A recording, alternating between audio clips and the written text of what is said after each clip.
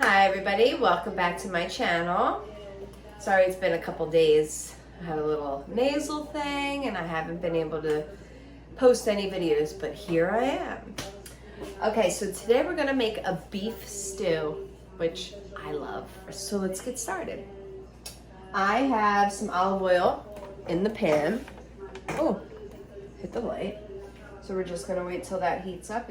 All right, so we're just gonna throw the pieces in. Hear that sizzle? That's what you want. Put some salt.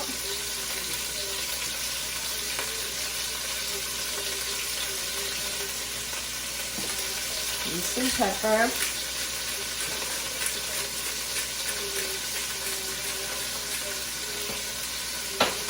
If you guys don't have a splash screen, you should get one. You can get them right on Amazon. But they really help so that you don't get oil all over yourself like I usually do. Arrange them in a layer like that all along the bottom of the pan to sear them up on each side. Because you don't want them to cook. You just want to sear them on the outside. Okay, so now that that's brown, we're going to take out the steak. I cut up some carrots. I'm gonna throw that in there. A little pepper.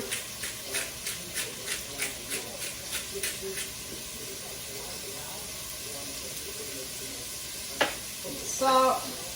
I did some celery. So I did about 5 carrots because I like a lot of carrots in mine, and it cooks down a little bit. So 5 carrots, I did 5 celery stalks, and 2 big onions. Diced them all up.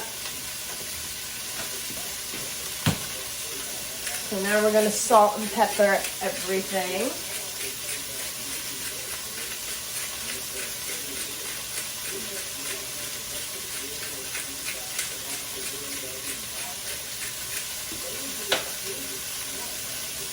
Salt.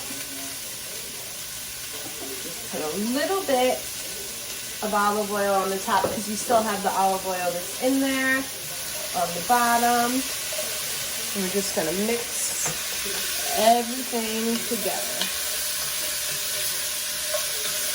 So we are going to deglaze the pan in 1 second so that we make sure all of that flavor gets all over all of our vegetables. And we don't waste any of it. So we're going to deglaze. And I deglaze with some red wine. It starts to come off really easily. Oh my God, that smells so good.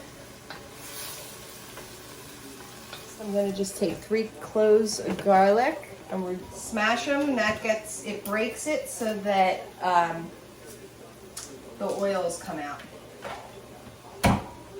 Throw that in there. So it will still release the flavors even though we're not mincing it or dicing it. And it's also a good way to use garlic if I don't know anybody that doesn't like garlic, but if you know somebody that doesn't like garlic, some people don't like garlic. So then you can pick it out. It's easy to pick out after, but you still have the flavor of it. I'll show you what it looks like. Okay. I'm going to put the meat back in. So now it looks like this. Add some beef broth.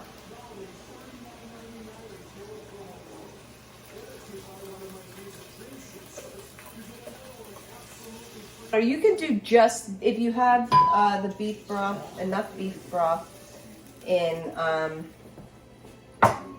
the container, then you can use that. I did not, but I did have the bouillon, beef bouillon cubes. So some bay leaf.